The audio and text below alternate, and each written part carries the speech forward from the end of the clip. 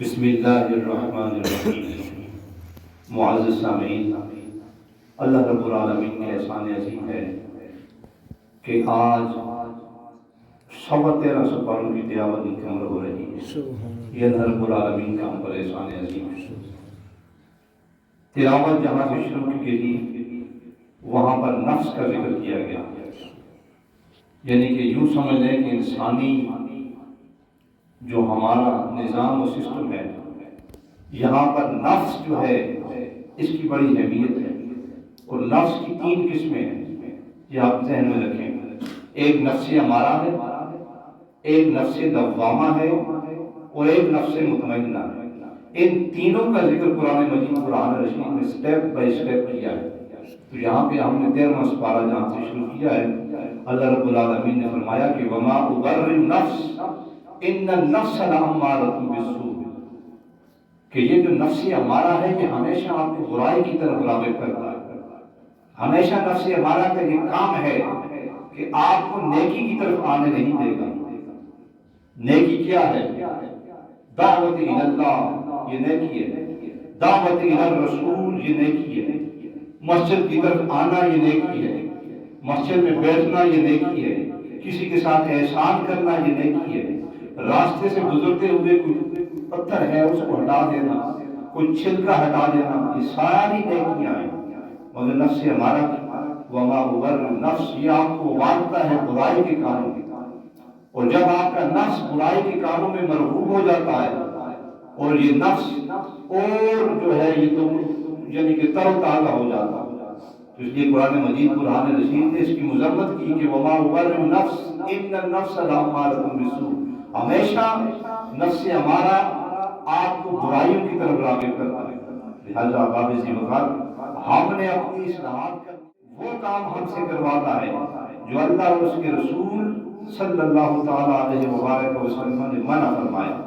ہم نے وہ کام کرنے ہیں وما آتاکم الرسول، جو ہمیں اللہ کے رسول نے عطا کیے، اور ہم نے ان کاموں سے آٹومیٹک منع ہو جانا ہے وما نہاکم عنہ فانتہوا، جس سے سید عالم صلی اللہ تعالی علیہ وآلہ وسلم نے ہمیں منع فرمایا۔ تو قرآن مجید قرآن رشید میں اس کی مذمت کی۔ یہ ایک نفس ہمارا ہم نے پڑھا کیا ہے وہ آپ نے سماعت کر دیا۔ آگے نفس لوامہ ہے اور نفس مطمئنہ ہے، پھر اس پہ بات کریں گے۔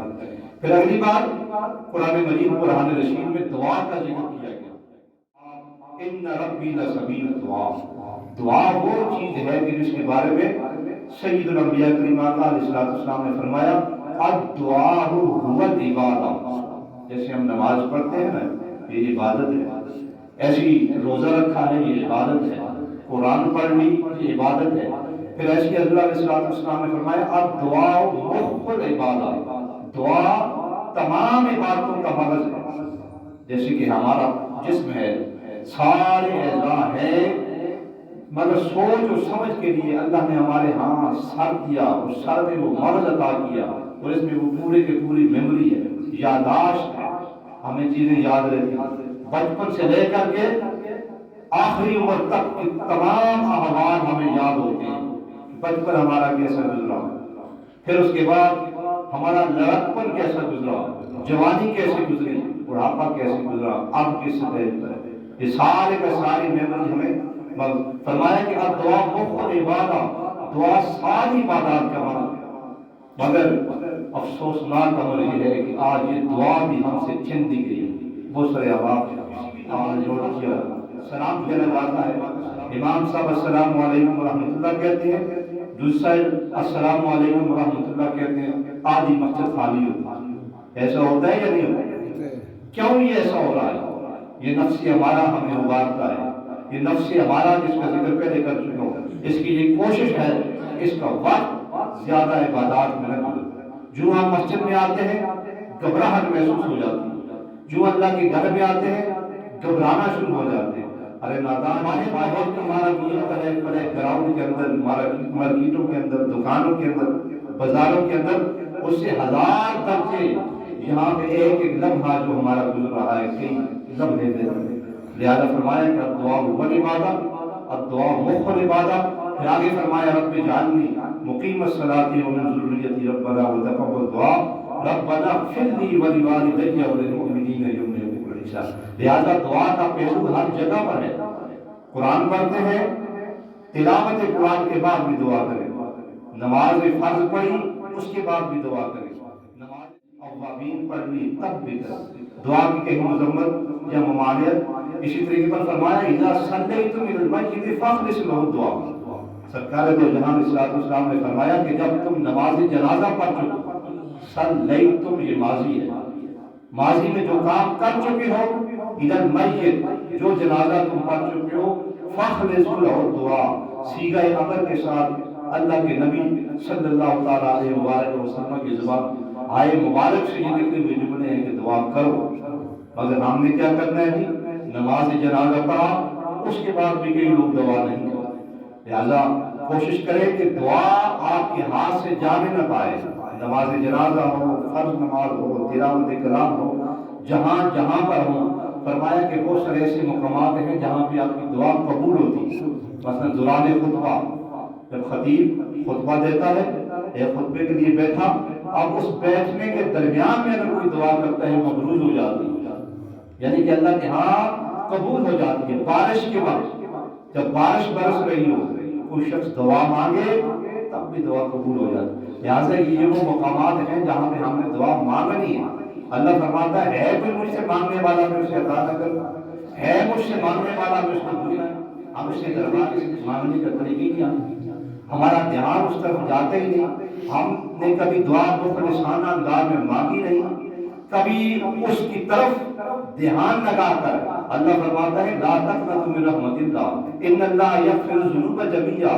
میری رحمت، لا تقنطوا من رحمت اللہ، کوئی شخص میری رحمت سے مایوس نہ ہو. لا تقنطوا من رحمت اللہ ان اللہ یغفر الذنوب جميعا. بڑے بڑے سیاہکاروں کے لیے، بڑے بڑے گناہ گاروں کے لیے میری رحمت کے دروازے ہر وقت کھلے ہیں. لہٰذا یہ مانگنے کا وقت ہے. دعائیں قبول کرنے لگی اس وقت کی دعا مانگیں، سحری کے وقت دعا مانگیں، ساری فیملی کے لیے مانگیں، اپنے والدین کے لیے مانگیں، بہن بھائیوں کے لیے مانگیں، اہل خانہ کے لیے مانگیں، اڑوس پڑوس جتنے بھی آپ کے لوگ ہیں سب کو دعاؤں میں یاد رکھیں.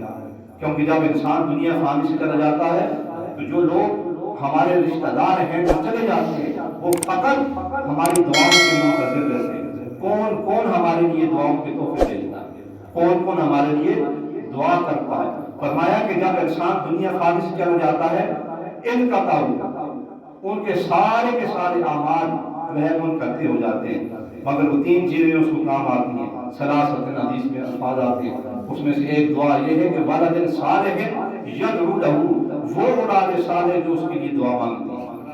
یہ دعا جو ہے سرکار دعا نبی صلی اللہ علیہ وسلم نے عبادت قرار دے دیا ہے. دعا و عبادت. تو سرکار دو جہاں علیہ الصلوۃ والسلام کی یہ تمام احادیث صحیحہ اور قرآن مجید قرآن رشید کی جو آیت پڑھی ہے رب اغفر لی ولوالدی وللمؤمنین، اس میں سارا آ گیا اللہ میرے والدین کی بخشش فرما. رب اغفر ولوالدی وللمؤمنین، تمام مومنین کی بخشش فرما. تو لہذا یہ دعا مومن کے ایک ہتھیار ہے. دعا کیا ہے؟ مومن کا ہتھیار ہے. جب کوئی شخص جنگوں پہ جاتا ہے یا کہیں کام کرنے کے لیے جاتا ہے، ہتھیار اس کے پاس جب ہوگا تو وہ کام کر لے گا. کوئی بھی ہو، مستری ہو، الیکٹریشین ہو، کوئی بھی ہو، اس کے پاس اگر ہتھیار مضبوط تر ہے اس کا کام صحیح طریقے سے سر انجام ہوتا ہے. اگر ہتھیار ہی نہیں ہے اس کے پاس تو وہ کام کر سکتے. اس لیے یہ دعا مومن کا ہتھیار ہے. لہذا دعا کو کسی صورت میں بھی اپنے ہاتھ سے نہیں. ابھی نماز پڑھی آپ نے، نماز جمعہ پڑھا، فرض نماز پڑھی، ابھی آپ کی ایک عبادت باقی ہے. وہ باقی جو عبادت ہے وہ آپ کی دعا ہے. لہذا دعا سے کبھی گھبرائے نہیں، اور دعا ہمیشہ جہاں کہیں ہو دل لگا کر، اس کی طرف دھیان لگا کر، کیونکہ وہی ہماری باتیں سننے والا ہے اور وہی ہماری مناجات کو قبول کرنے والا ہے. اور درمیان میں جب آپ سرکار کا واسطہ دے دیں گے، حدیث پاک میں آتے ہیں جو شخص بغیر درود کے دعا پڑھتا ہے. اسی لیے ہم جب دعا کرتے ہیں اول بھی درود پڑھتے ہیں اور آخر میں بھی درود پڑھتے ہیں. حدیث پاک کا مفہوم ہے کہ جو شخص بغیر درود پاک کے دعا مانگتا ہے اس کی دعا زمین اور آسمان کے درمیان معلق رہتی ہے. معلق کا معنی اٹکی ہوئی رہتی ہے، نہ اوپر نہ نیچے.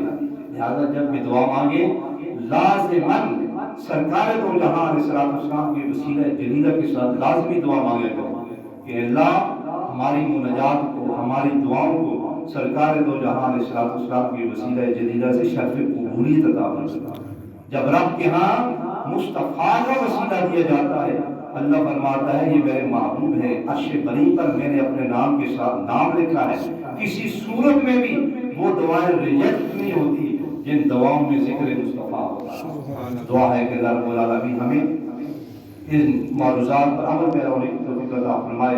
اور جناب نصیر صاحب اور احسان صاحب بھی ہمارے ساتھی ہماری اس گفتگو کو دنیا تک پہنچاتے ہیں، اللہ تعالیٰ ان کو بھی اجر عظیم عطا فرمائے، اور جو کہا گیا اللہ رب العالمین اس پر ہم سب کو عمل پیرا ہونے کی توفیق عطا فرمائے۔